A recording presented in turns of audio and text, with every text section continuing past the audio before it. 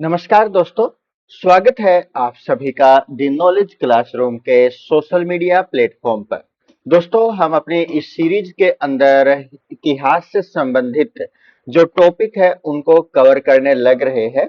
और जो हमारी ये सीरीज है हड़प्पा सभ्यता से संबंधित चली हुई है, जिसे पहले हमने अब से पहले जो कुछ वीडियो बनाई हुई है हड़प्पा सभ्यता से संबंधित है, यदि वो आपने अभी तक नहीं देखे तो आप उनको भी देखें, ताकि हड़प्पा सभ्यता से संबंधित जो एक रूटीन बन करके आपको इस वीडियो को देखने के लिए प्रोत्साहित करेगा। और एग्जाम की दृष्टि से ये महत्वपूर्ण है, चाहे आपका एग्जाम किसी भी प्रकार का हो तो उसके लिए बहुत ज्यादा महत्वपूर्ण होने वाली है, क्योंकि हम यहाँ पर बिल्कुल बेसिक से इसको करने लग रहे हैं। तो चलिए शुरू करते हैं आज के इस वीडियो को। और साथ में दोस्तों, यदि अभी तक आपने हमारे इस चैनल को अभी तक सब्सक्राइब नहीं किया, फॉलो नहीं किया, तो प्लीज आप इसको सब्सक्राइब कर ले, फॉलो कर ले। तो चलिए शुरू करते हैं हड़प्पा सभ्यता के बारे में। जो ये हड़प्पा सभ्यता है, हड़प्पा सभ्यता के बारे में अपने आप का एक जो महत्व है, क्योंकि उस समय की ये एक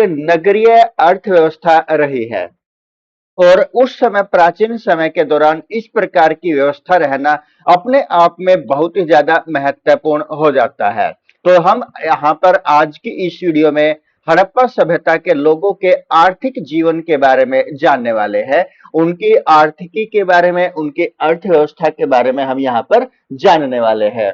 तो वहां पर जो हड़प्पा सभ्यता के जो लोग हैं उनकी जो अर्थव्यवस्था की किस प्रकार की हम कह सकते हैं, बहुआयामी अर्थव्यवस्था उनकी हम कह सकते हैं। यानी कि जो यहाँ पर बहुआयामी है वो किस प्रकार से, क्योंकि जो हड़प्पा की अर्थव्यवस्था है वो कृषि, पशुपालन, शिल्प उत्पादन और आंतरिक व विदेशी व्यापार का एक मिश्रण थी। और वो भी किस प्रकार का, संतुलित मिश्रण।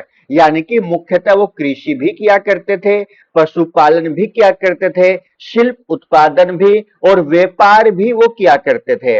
यानी कि एक राज्य से एक स्थान से दूसरे स्थान तक का वो व्यापार भी, और भारत से या बाहर, भारतीय उपमहाद्वीप से वो बाहर भी व्यापार किया करते थे।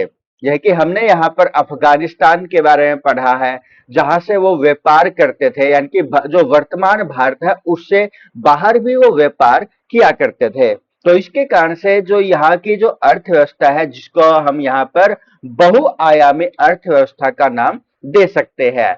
अत्यधिक आधिक्य उत्पादन, जो कि यहाँ पर आधिक्य उत्पादन है, वो उन्नत कृषि तकनीक के कारण अनाज का अतिरिक्त उत्पादन होता था। यानी कि जो यहाँ पर अधिक उत्पादन का जो यहाँ पर नाम आता है, तो इसका मतलब क्या है कि जो हड़प्पा के लोग हैं वो किस प्रकार की तकनीक का प्रयोग करते होंगे उस समय भी, एक बहुत ही उन्नत कृषि जो तकनीक है उसका उपयोग वो करते होंगे। उस टाइम के दौरान एक उन्नत कृषि तकनीक का प्रयोग वो करते होंगे, जिसके कारण है क्या होगा कि जो अनाज है वो ज्यादा मात्रा में उत्पादित होता होगा। और यदि ज्यादा मात्रा में अनाज उत्पन्न होगा तो जिसका जो फायदा है किसको मिलेगा, किसानों को मिलेगा, किसान वर्ग को, अर्थात एक आम जनता को उसका फायदा मिलेगा। और यदि आम जनता को इसका फायदा मिलेगा, उनके पास जो यहाँ पर मदद मिलेगी जो आर्थिकी को, यानी कि धन से जुड़ा हुआ होगा, और जिसके कारण से जो लोग हैं उनका विकास होगा, और जिसके कारण से नगरीकरण वहां पर बढ़ेगा। यानी कि लोग जो गांव है, गांव से शहरों की ओर गमन करेंगे। आगे है सशक्त व्यापारिक नेटवर्क। यानी कि उस समय में जो उनका व्यापार करने का जो नेटवर्क था वो भी किस प्रकार का था, एक सशक्त नेटवर्क था। कच्चे माल के आयात और निर्मित वस्तुओं के निर्यात हेतु सुव्यवस्थित तंत्र मौजूद था। यानी कि जो कच्चा माल था वो आता था, और उससे जो निर्मित वस्तुएं होती थी उसको किस प्रकार से जो अन्य स्थानों के पास, अन्य स्थानों पर उसको भेजना होता था, उसके लिए भी वो एक अच्छी प्रकार की व्यवस्था हड़प्पा सभ्यता के लोगों ने उस समय की हुई थी। यानी कि इसके आधार पर हम क्या कह सकते हैं कि जो निर्यात हेतु सुव्यवस्थित तंत्र भी उस समय मौजूद था। मुद्रा रहित विनिमय, यानी कि अब यहाँ पर जो आदान प्रदान होता था वो किस प्रकार से होता था, मुद्रा के बिना होता था, अर्थात मुद्रा रहित यहाँ पर विनिमय या व्यापार होता था। यानी कि व्यापार मुख्य रूप से वस्तु विनिमय प्रणाली पर आधारित था, यानी कि जो सिक्के हैं उनका कोई भी साक्ष्य प्राप्त नहीं हुआ है। यानी कि बिना मुद्रा के ही वो क्या करते थे, आदान प्रदान किया करते थे, यानी कि एक वस्तु के बदले दूसरी वस्तु का वो इस प्रकार से वो व्यापार करने को प्राथमिकता देते थे, जिसके आधार पर सिक्कों का साक्ष्य उस समय प्राप्त नहीं हुआ है।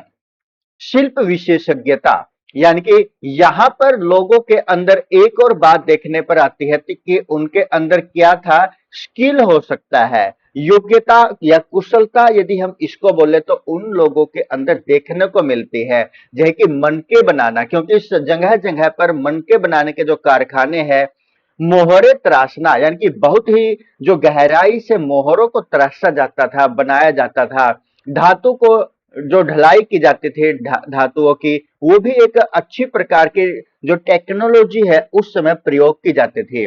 सूती वस्त्र निर्माण, और उस समय जो सूती वस्त्र है उनको निर्मित करने के लिए जो गतिविधियां की जाती थी वो भी उच्च कोटि की थी, यानी जिसके आधार पर हम क्या कह सकते हैं कि जो उनकी आर्थिक गतिविधियां थी वो मुख्यतः विशेषज्ञता से भी जोड़ी हुई हम देख सकते हैं। माप तोल का मानकीकरण, यानी कि जो मापने के लिए या तोलने के लिए जो मानकीकरण किया गया था, जो मुख्यतः पूरी बाजार के अंदर प्रयोग किया जाता था, तो जो बाजार व्यवस्था को संचालित करने के लिए 16 के गुणक पर आधारित मानक बाट प्रणाली का प्रयोग किया गया, यानी कि किसके गुणक के आधार पर, 16 के, यानी कि 16, 32, 64, इस प्रकार से उन्होंने इसके गुणक पर आधारित मानक बाट प्रणाली का प्रयोग किया हुआ था। जलीय एवं स्थानीय परिवहन, यानी कि जो लोग हैं, क्योंकि हमने यहाँ पर क्या देखा था अपनी पिछली वीडियो के अंदर, जैसे कि इनके जो गोडाउन थे वो भी नदियों के किनारे बने हुए थे। नदियों के किनारे बना हुआ होने का एक मुख्य उद्देश्य उन लोगों का क्या रहा होगा, ट्रांसपोर्ट का रहा होगा, यानी कि परिवहन का रहा होगा, यानी कि अनाज को एक स्थान से दूसरे स्थान पर आसानी से लेकर के जाया जा सकता होगा, जिसके कारण से वो क्या करते होंगे, अपने एरिया को या जो उनके जो बसने का स्थान था उसको नहरों के या जल के आसपास बनाया करते थे। उसके अलावा जो स्थलीय परिवहन भी है वहां भी वो भी देखने को मिलता है। तो जलीय एवं स्थलीय परिवहन, बैलगाड़ियों का, नौकाओं का और जहाजों का जो उपयोग है वो माल को ढोने के लिए उसका प्रयोग किया जाता था। एक बहुत ही व्यापक रूप पर, एक फैले हुए एक विस्तृत रूप पर इनका प्रयोग किया जाता था, जिसके लिए हम बोल सकते हैं कि जो जलीय और जो स्थलीय परिवहन है उसका प्रयोग, या हड़प्पा के लोग अपने समय में जो सामान है, सामान की ढुलाई के लिए अर्थात एक स्थान से दूसरे स्थान पर ढोने के लिए किसका प्रयोग, जल एवं स्थलीय जो परिवहन है उनका उपयोग करते होंगे। यानी कि इस पूरी स्लाइड के अंदर महत्वपूर्ण बात क्या है कि संपूर्ण व्यापार मुख्यतः किस प्रकार का था, वस्तु विनिमय था, यानी कि वस्तुओं का वो आदान प्रदान किया करते थे, और जिसके कारण से वस्तु विनिमय प्रणाली उस समय एक व्यापार का अहम हिस्सा रही होगी। अब हम बात करें यहाँ पर हड़प्पा के लोगों के द्वारा जो कृषि है वो किस प्रकार से की जाती होगी, अर्थात हड़प्पा सभ्यता के दौरान जो कृषि व्यवस्था है उसके बारे में। मुख्य फसलें हड़प्पा के लोग कौन कौन सी उगाते होंगे, गेहूं, जौ, इनके प्रमुख खाद्यान्न थे, यानी कि मुख्यतः गेहूं और जौ का वो उपयोग किया करते थे। इसके अलावा वो वहां पर राई का भी प्रयोग करते थे, सरसों का भी, तिल का भी, इसके बाद मटरों को भी उगाते थे, और कपास और खजूर को भी वो वहां पर उगाते थे।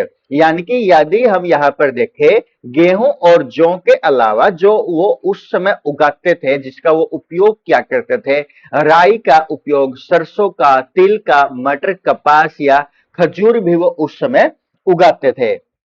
विश्व में प्रथम कपास उत्पादक, यानी कि अब यहाँ पर ये जो सभ्यता रही है इन्होंने विश्व के अंदर सबसे पहले किसका उत्पादन किया था, कपास का उत्पादन किया था। किसका उत्पादन किया था, कपास का। हड़प्पा वासियों ने विश्व में सबसे पहले कपास उगाना शुरू किया था। सबसे पहले, यहां से ये इंपॉर्टेंट भी है क्योंकि सबसे पहले किस सभ्यता ने जो कपास है उसका जो यहां पर उगाना शुरू किया था, वो किसने उगाना शुरू किया था? किसने उगाना शुरू किया था? हड़प्पा वासियों ने। यानी कि इंट्रोड्यूस किसने करवाया था कपास के बारे में पूरे विश्व को? हड़प्पा वासियों ने। यानी कि यूनानियों ने इसको क्या कहा है? कपास को सिंडन नाम दिया है। यानी कि अब यहां पर यह बात करें, जो प्रथम कपास उत्पादक रहे हैं वो विश्व के अंदर वो कौन रहे हैं? हड़प्पावासी। यानी कि पूरे विश्व में उसको इंट्रोड्यूस करवाने वाले कौन है? हड़प्पावासी है। और यूनानियों ने इसको, कपास को क्या कहा है? सिंडन कहा है। अब चावल के साक्ष्य हमें कहां से प्राप्त हुए हैं? चावल हमें प्राप्त हुआ है लोथल और रंगपुर, गुजरात से। लोथल और जो रंगपुर है ये कहां पर पड़ता है? लोथल, जो कि यहाँ पर एक महत्वपूर्ण क्या रही है? बंदरगाह रही है। लोथल के अंदर जो फेमस रहा है ये मुख्यतः किसके लिए रहा है? बंदरगाह के लिए रहा है। यद्यपि यहां से लोथल और रंगपुर से किसके अवशेष भी प्राप्त हुए हैं? धान के, यानी कि चावल की भूसी के अवशेष भी प्राप्त हुए। अर्थात कह सकते हैं कि जो चावल के जो अवशेष है वो मुख्यतः कहां से प्राप्त हुए हैं? लोथल और रंगपुर से प्राप्त हुए हैं। अब कृषि औजारों के बारे में, यानी कि कृषि के लिए जिन औजारों का प्रयोग किया जाता था, जैसे कि यदि कृषि है, मिट्टी को तैयार करने से लेकर के बीज बोने तक, उसके यहाँ पर जुताई, खेतों को जोतने के लिए किस प्रकार के जो औजार है वो प्रयोग किए जाते थे, कटाई के लिए किस प्रकार के औजारों का प्रयोग किया जाता था, तो ये यहाँ पर लकड़ी के हलों का प्रयोग किया जाता था। यानी कि खेत को जोतने के लिए किसका प्रयोग? लकड़ी के हलों का प्रयोग किया जाता था। बनावली, बनावली कहां पर पड़ता है? हरियाणा के अंदर पड़ता है। तो कमेंट करके बताइएगा कि ये हरियाणा के कौन से जिले में पड़ता है। और उस बनावली से क्या प्राप्त हुआ? मिट्टी के हल का खिलौना। यानी कि जो हल का खिलौना है, जो मिट्टी का बना हुआ, वो क्या दर्शाता होगा कि जो बच्चे हैं खेलने के लिए क्या बनाएंगे, जो उस समय उनके आसपास उनको ज्यादा से ज्यादा देखने को मिलता होगा। यानी कि खेल खेल में वो क्या बनाते होंगे? अपने आसपास देखा होगा कि उन्होंने, जो उनके बड़े हैं वो किसका प्रयोग करने लग रहे हैं? हल का प्रयोग करने लग रहे हैं, जो लकड़ी का बना हुआ होता था। तो उन्होंने उनकी नकल करते हुए क्या बनाया था? हल का खिलौना बनाया होगा। उसके बाद है जुटे हुए खेत का साक्ष्य। यानी कि जहां पर खेत है, किसी फसल को बोने से पहले उसको तैयार किया गया है, यानी कि जुटे हुए खेत के साक्ष्य भी प्राप्त हुए हैं। वो कहां से? कालीबंगन, अर्थात कहां से? राजस्थान से। कालीबंगन का मतलब क्या होता है? काले रंग की चूड़ियां।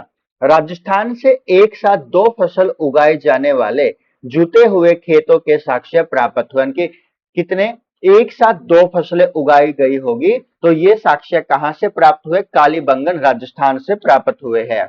सिंचाई के साधन, मुख्य रूप से जो हड़प्पा के लोग हैं वो नदियों की बाढ़ का पानी प्रयोग करते होंगे। अफगानिस्तान के सोर्तुगई से नहरों के स्पष्ट अवशेष भी प्राप्त होते हैं कि जिसके जल का वो उपयोग अपने खेतों के अंदर सिंचाई के लिए करते होंगे। फसल को काटने के लिए किसका प्रयोग करते होंगे?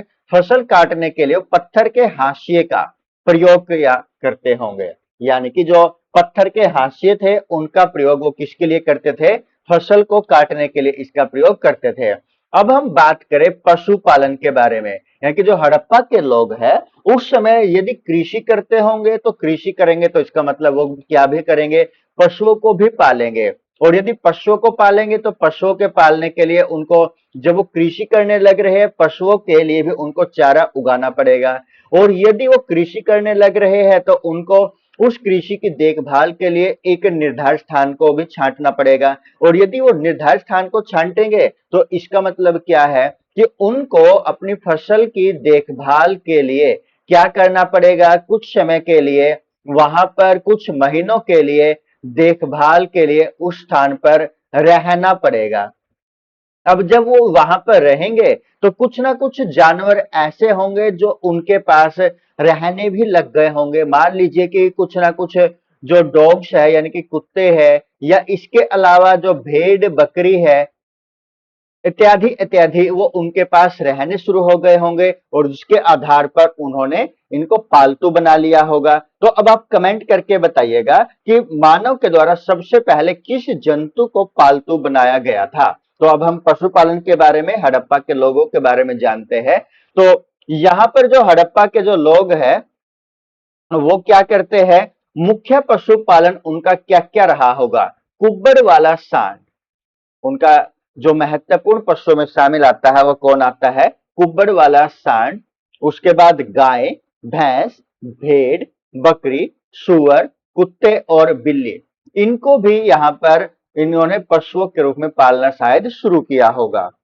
उसके बाद उनका जो सबसे पवित्र पशु या प्रिय पशु माना जाता था, वो क्या माना जाता था, कुब्बड़ वाला सांड उनका सबसे प्रिय पशु माना जाता था। यानी कि हड़प्पा वासियों का सर्वाधिक प्रिय एवं पूज्य पशु कौन सा था, कुब्बड़ वाला सांड था। उसके बाद हाथी और ऊंट, गुजरात के लोग क्या पालते थे, हाथी को पालते थे। और कालीबंगन के एरिया से किसकी हड्डियां प्राप्त हुई है, ऊंट की हड्डियां प्राप्त हुई है। यद्यपि गुजरात के लोग तो क्या पालते थे, हाथी को पालते थे। और उसके बाद जो कालीबंगन के है, यहां से किसके साक्ष्य प्राप्त हुए हैं, ऊंट के साक्ष्य प्राप्त हुए, क्योंकि ऊंटों की हड्डियां इस स्थान से प्राप्त हुए हैं। इस समय के जो जंगली जानवर है, जिनके मुख्यतः जो यहाँ पर मोहरों के ऊपर अंकन किया गया होगा, वो कौन कौन से है, गैंडा, बाघ, हिरण, भालू, जंगली सुअर इत्यादि, इनके बारे में भी वो लोग परिचित थे। अनुपस्थिति या अज्ञात पशु, यानी कि जिस पशु के बारे में हमें कोई ना कोई जो अवशेष है वो प्राप्त नहीं हुआ है, यानी कि शेर के स्पष्ट साक्ष्य हड़प्पा सभ्यता से प्राप्त नहीं हुए हैं, यानी कि जिसके आधार पर हम केवल एक अनुमान ये लगा सकते हैं कि ये लोग किसके बारे में नहीं जानते थे, शेर के बारे में नहीं जानते थे। शेर के बारे में इनका कोई भी नाता देखने को नहीं मिला, क्योंकि इसके कोई भी साक्ष्य प्राप्त नहीं हुए हैं। अब जो घोड़े के साक्ष्य प्राप्त हुए, जो कि एक विवाद के रूप में यदि हम देखें, तो सुरकोटड़ा गुजरात से प्राप्त हुए हैं घोड़ों की अस्थियां। उसके बाद लोथल, मिट्टी की घड़े की मूर्ति प्राप्त हुए हैं, मिट्टी की घोड़े की मूर्ति यहाँ से प्राप्त हुई। टेराकोटा की बनी हुई जो मूर्तियां है वो कहाँ से प्राप्त हुई है, लोथल से। किसकी बनी हुई है, घोड़े की बनी हुई है। उसके बाद राणा घुंडई, जो घोड़े के दांत है, यहाँ से। यानी कि सामान्यतः जो हड़प्पा को अश्व केंद्रित हम नहीं मान सकते, यानी कि हड़प्पा जो सभ्यता है, हम क्या कह सकते हैं कि यहाँ पर जो घोड़े के अवशेष है वो बिल्कुल न के बराबर रहे होंगे, यानी कि अश्व केंद्रित इस समाज को नहीं हम मान सकते। अब यदि व्यापार के बारे में यहाँ पर और जाने, जो कि आंतरिक एवं अंतर क्षेत्रीय रहा होगा, किस प्रकार का, यानी कि जो व्यापार का स्वरूप है वो किस प्रकार का है, अत्यधिक उन्नत, संगठित, आंतरिक व बाह्य व्यापार प्रणाली का ये लोग उपयोग किया करते होंगे। यानी कि जो इस समय का जो स्वरूप रहा है व्यापार करने का, वो बहुत ही ज्यादा उन्नत रहा होगा, क्योंकि हमने यहाँ पर अपनी पिछली स्लाइड के अंदर देखा था कि जो यहाँ के लोग हैं किस प्रकार व्यापार किया करते थे। और उनके अंदर जो संगठित आंतरिक, यानी कि चाहे वो अपने ही एरिया के अंदर हो या फिर अपने एरिया से बाहर व्यापार को बढ़ाना हो, किसी भी चीज का आयात या निर्यात करना हो, तो उसके लिए जो वो प्रणाली या जो परिवहन का प्रयोग करते थे, चाहे वो जल परिवहन हो या वो स्थल परिवहन हो, तो इनका उपयोग वो अपने व्यापार की प्रणाली को मजबूत बनाने के लिए किया करते होंगे। चाहे वो नौका के माध्यम से हो या बैलगाड़ियों के माध्यम से वो इसका उपयोग आयात निर्यात करने के लिए करते होंगे। है कि अभी हमने यहाँ पर इनके बारे में देखा है, यानी कि बैलगाड़ियों का प्रयोग भी, भैंसा गाड़ियों का प्रयोग भी, और किश्तियों का यानी कि नावों का प्रयोग भी, वो नदी में चलने वाली किश्तियों का, नाव का प्रयोग भी वो साधन के रूप में करते होंगे। व्यापारिक केंद्र, यानी कि अब हड़प्पा के अंदर कौन कौन से केंद्र ऐसे रहे हैं जो मुख्यतः व्यापार के लिए प्रसिद्ध रहे हो, लोथल, चनहुदड़ो, सुतकागेडोर प्रमुख उत्पादन एवं विनिमय केंद्र रहे होंगे। यानी कि मुख्यतः ये केंद्र ऐसे रहे हैं जो कि व्यापार की दृष्टि से महत्वपूर्ण हम इनको मान सकते हैं। वस्तु विनिमय प्रणाली, यानी कि जो वो क्या करते थे, अनाज दे करके हस्तशिल्प और धातुएं प्राप्त की जाती होगी। यानी कि यहाँ पर वो वस्तुओं के बदले वस्तु दे करके या सामान दे करके या फसल को दे करके अन्य वस्तुओं को खरीदा करते होंगे। कच्चे माल के जो आंतरिक स्रोत है वो कहाँ से, जो है कि तांबा है, कहाँ से, खेतड़ी की खाने कहाँ से प्राप्त हुई है, राजस्थान एवं बलूचिस्तान से प्राप्त हुई है। गोल्ड, यानी कि सोना, कोलार कर्नाटक एवं दक्षिण भारत से प्राप्त हुआ है, जो इसके आंतरिक स्रोत है, कच्चे माल जहां पर उस समय प्रयोग किया जाता होगा। चांदी है, राजस्थान के जावर खाने और अफगानिस्तान, ईरान से ये इसके आंतरिक स्रोत रहे होंगे। उसके बाद शंख व शीप बालाकोट, लोथल एवं नागेश्वर जो इसके तटीय क्षेत्र है यहां से। और उसके बाद लेड यानी कि शीशा राजस्थान, अफगानिस्तान एवं ईरान से ये इसका आयात या निर्यात आंतरिक स्रोत के कच्चे माल के रूप में किया करते होंगे। तो दोस्तों, आपको ये वीडियो हमारी हड़प्पा सभ्यता के बारे में कैसी लगी, आप कमेंट के माध्यम से हमें आवश्यक बताइएगा। और साथ में दोस्तों, यदि आपको ये वीडियो अच्छी लगी है तो आप इसको लाइक भी करें और अपने दोस्तों के साथ शेयर भी करें, और इस चैनल को सब्सक्राइब या फॉलो भी करें। और साथ में यदि दोस्तों आपको इस वीडियो के अंदर कोई भी कमी लगती है तो वो आप कमेंट के माध्यम से हमें आवश्यक अवगत करवाए, ताकि हम अपनी कमियों के अंदर सुधार कर सके। तो दोस्तों, जल्द मिलते हैं हड़प्पा सभ्यता के बारे में और ज्यादा जानकारी लेकर के लिए। तब तक के लिए सभी को नमस्कार। जय हिंद दोस्तों।